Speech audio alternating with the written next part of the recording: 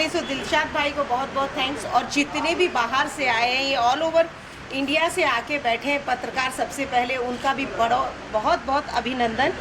और मैं पत्रकारों के लिए यही कहना चाहूँगी, पत्रकार हो या हमारी मीडिया हो, कोई भी हो, इनके लिए सबको साथ देना चाहिए। जो इतनी हत्याएं हो रही हैं और इतना ज़्यादा हो रहा है कि लोग उस पर ध्यान ही नहीं देते, क्योंकि ये नहीं रहेगा तो मतलब हमारे को पता कैसे चलेगा कि क्या हो रहा है। सो मैं ये सबसे निवेदन करती हूँ कि प्लीज़ सब साथ दीजिए, जनता का साथ चाहिए मीडिया को। और जो सच है, ये सच कहा जैसे अभी कि वहाँ पे कि हमें सच ज़रूर बाहर लाना चाहिए। कुछ पैसे लेके या कुछ ऐसे पत्रकार मिल जाते हैं, उसमें जो अच्छाई है वो दब जाती है।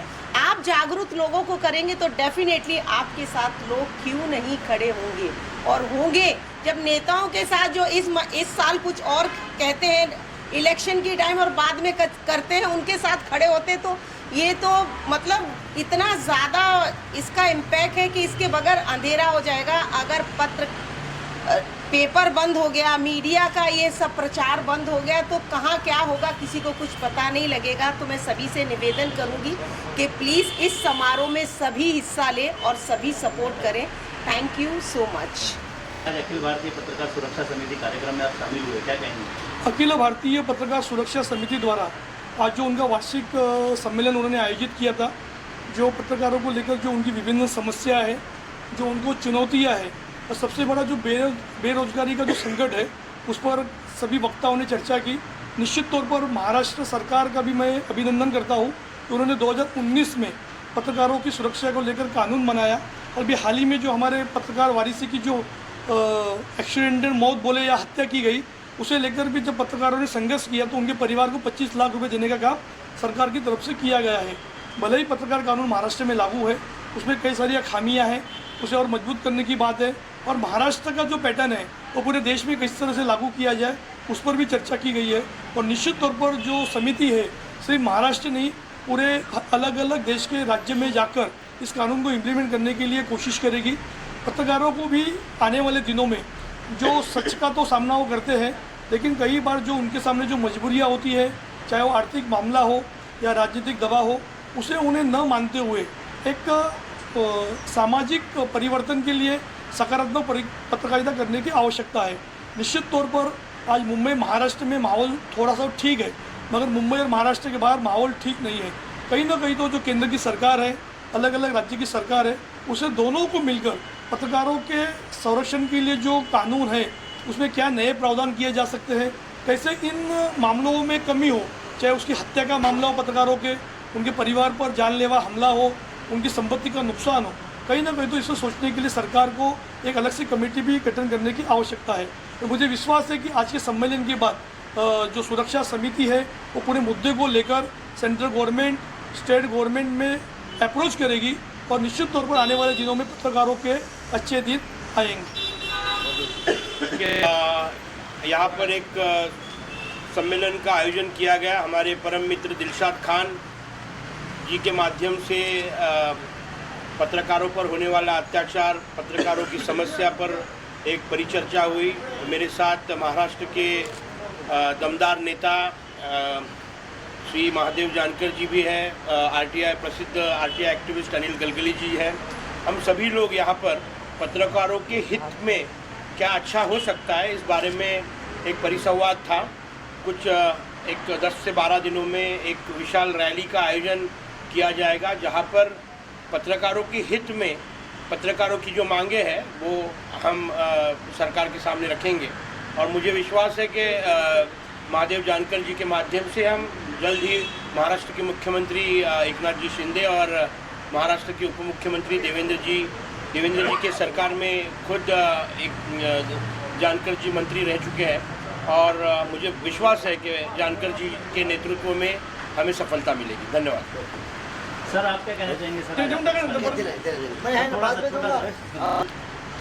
हमारे बड़े भाई अभिजीत राणे साहब और मेरे दोस्त आरटीआई के एक्टिविस्ट, मेरे दोस्त अनिल गलगली साहब, जो राणे साहब ने बात करती आपके पत्रकारों के बारे में, इस हिसाब से हम महाराष्ट्र के चीफ मिनिस्टर आदरणीय शिंदे साहब और deputy chief minister Devendra Fadnavis साहब को भी हम रिक्वेस्ट करेंगे।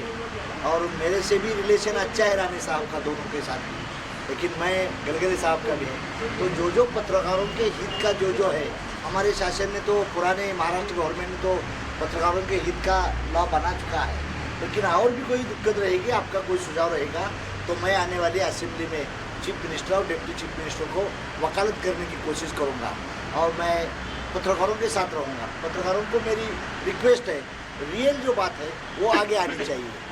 हम भी बोलेंगे, गलत बोलेंगे तो हमारे ऊपर भी अपने लगाना चाहिए। ये सोच के हम आगे चलेंगे तो इंडिया अच्छा बन जाएगा। यही शुभकामना देता हूँ। दिलशाद भाई ने मुझे यहाँ बुलाने का मौका दिया, उसको मेरे दोस्त है, उसको मैं धन्यवाद दिलाना चाहता हूँ। और पत्रकारों के हित जो करना है वो हमारी गवर्नमेंत करेगी, इतना आपको लफ्ज़ देता हूँ।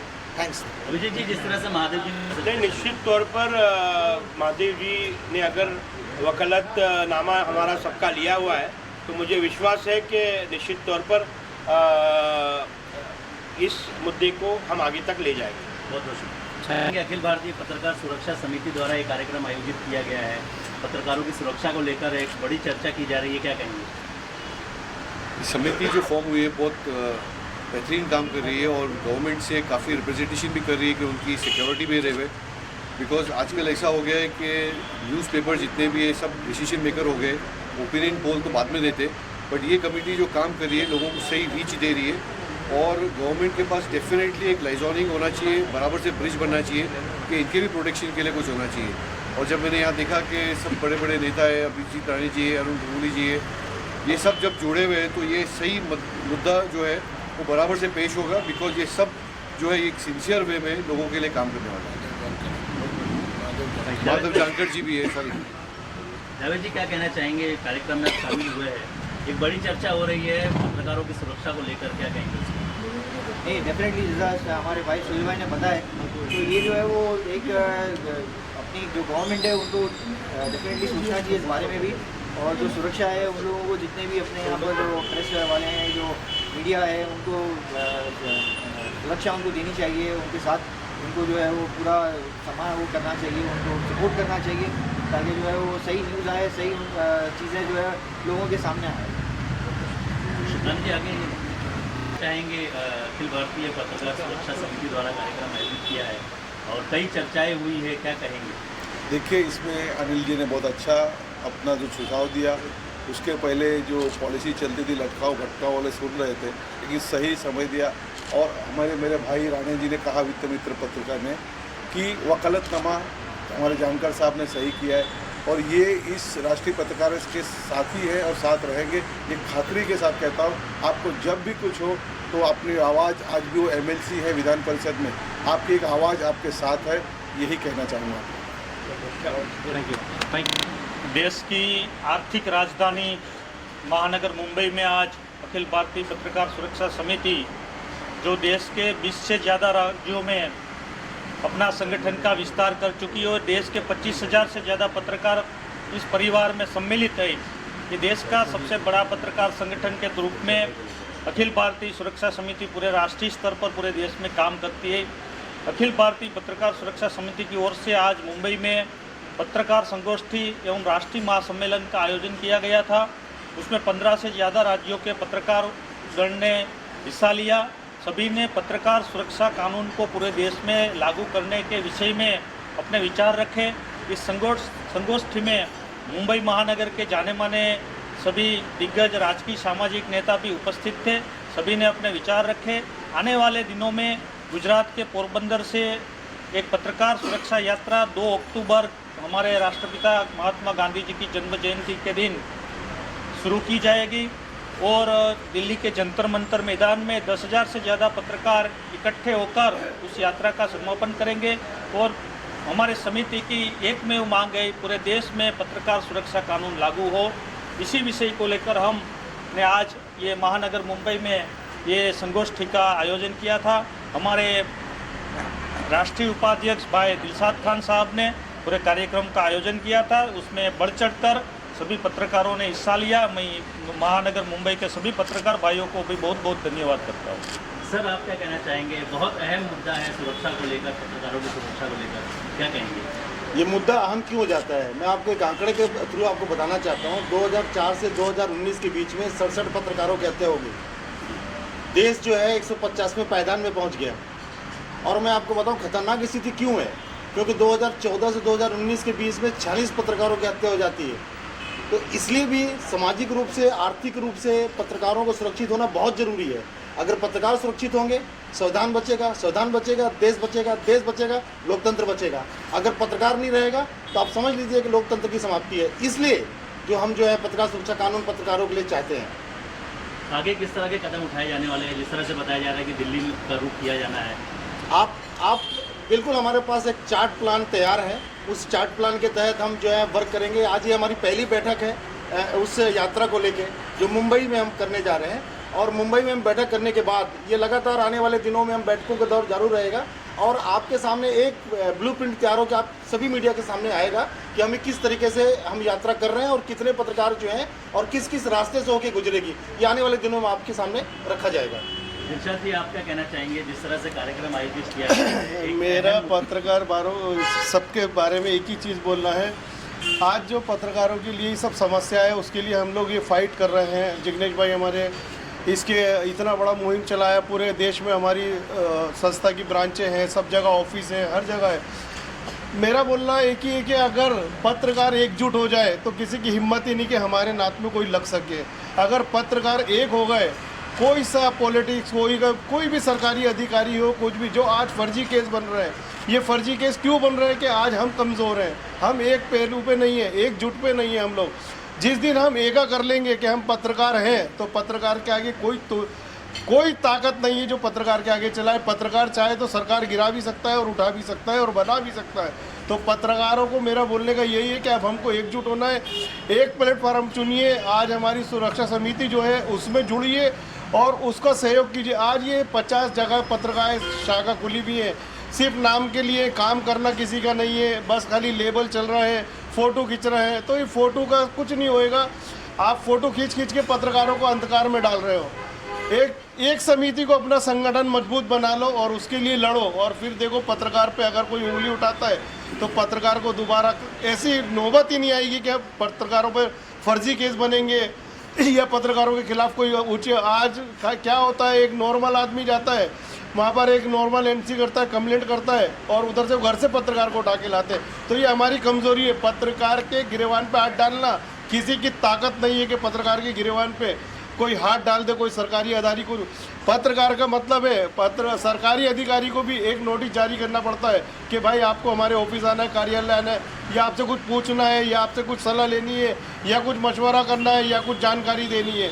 और आज क्या हो गया है, एक फ़ोन आता है और घर से उठा के लेके जाते हैं। तो ये नौबत हमारी है, हमने लाई है और हमारी कमज़ोरी है। जब तक हम एक नहीं होंगे तो ये नौबत चालू रहेगी। तो आपसे मेरा बोलने का, संगठन से जुड़िए और हमारी ताकत नहीं, अपनी ताकत बढ़ाइए। हमारी ताकत मत समझिए कि ये हमारा प्लेटफार्म है, हमारी ताकत है, नहीं, ये हम सबकी ताकत है। बस मेरा इतना ही बोलना है कि आप एक हो जाइए तो हमारा देश एक हो जाएगा, हमारा संविधान बच जाएगा। जो आज हमारा संविधान कुएं में गिरता जा रहा है, उसको एक करने की, उसको उठाने की बहुत ज़रूरत है। आप एक होइए, बस मेरा बोलने का यही है। तो फिर हमारी ताकत देखिए और हमारा ताकत का अंदाज़ा लगाइए, फिर दूसरे कितने होंगे। सारे जितने स्तंभ में सब हिल जाएंगे, खाली अपना स्तंभ मजबूत कर लीजिए। बस धन्यवाद। देखिए, आज अखिल भारतीय परिषद की आज बैठक लगाई गई मुंबई लोखंडवाला फ्लैट परिसर में। यहाँ से बहुत सारे हिंदुस्तान के अलग अलग कोनों से आज यहाँ पे पत्रकार इकट्ठा हुए और उनको सभी को आज सुनने का मौका मिला। बहुत सारी समस्याएं हैं पत्रकारों की, जैसा कि ये भी सब अपने अपने वक्तव्य में सबने अपना बताया कि किस तरीके से पत्रकार फेस कर रहे हैं। हमारे बीच में हमारे राष्ट्रीय अध्यक्ष अखिल भारतीय के पत्रकार परिषद के हमारे बीच में खड़े हैं और बाकी की बहुत सारे पत्रकार यहाँ पे हैं। मैं सभी से एक अनुरोध करूँगा, जैसा हमारे देश में बोला जाता है कि पत्रकार जो है हमारे संविधान के चौथे स्तंभ हैं, तो आप सभी को संगठित होना है। और सरकार से हमारी एक ही गुजारिश है कि इन पत्रकारों के लिए एक सुरक्षा जो है बहुत ज़रूरी है, क्योंकि आज ये अपने जान पे खेल के ऐसे बहुत सारी समस्याएं लोगों की, जो हमारे दबे कुचले लोग हैं, उनकी समस्याओं को ये उठाते हैं और इसके बाद भी उसका पनिशमेंट इनको भुगतना पड़ता है। तो ऐसे हमारे पत्रकारों की सुरक्षा जो है वो सरकार की जिम्मेदारी है, प्रशासन की जिम्मेदारी है। तो हमारी संस्था हमारी है जो ऑल ओवर इंडिया में बेटी बचाओ बेटी पढ़ाओ संगठन के माध्यम से मैं सभी आपके चैनल के माध्यम से सरकार को ये अपील करूँगा कि हमारे पत्रकारों की जो सुरक्षा है वो बहुत ज़रूरी है। इनकी जो डिमांड है वो इनको पूरी की जाए, क्योंकि ये हैं तो समाज में एक आईने का काम कर रहे हैं। अगर ये चले जाएंगे तो हमारा संविधान, हमारा देश, हमारी जो देश की जो बुराइयां हैं वो कुछ भी ऊपर नहीं आ पाएंगी।